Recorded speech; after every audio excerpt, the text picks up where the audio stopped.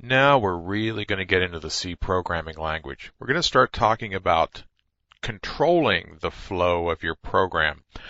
All that we have seen so far in Hello World was just one line. There wasn't any place to go. There wasn't anything else to do. Just the one line that formatted, printf, Hello World. Well, now we're going to get into real serious programs. We're going to create bunches of statements. We've called them expressions so far, but when you stick a semicolon on the end of it, it becomes a C programming statement. And we're going to look at blocks.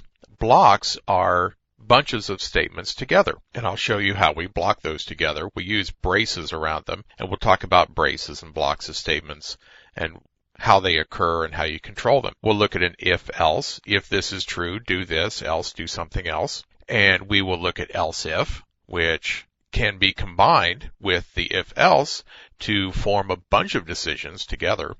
The switch is a larger construction which lets you switch on let's say a character that somebody typed in.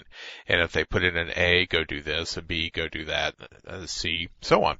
We'll look at switch. We'll look at a while loop, which does something while a condition is true. A for loop is kind of like a counter.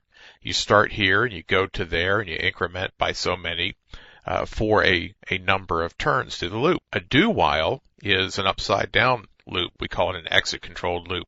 And you do something while something else is true. And that forces us through the loop at least one time. We'll look deeply into do whiles. There are a couple of statements that can be used inside all of those others, and that's break and continue inside those other loops. And then finally, we'll wrap up with the goto and the labels and how to use goto and labels in controlling the flow of processing of the computer as it runs through your program. So hang on, and here we go.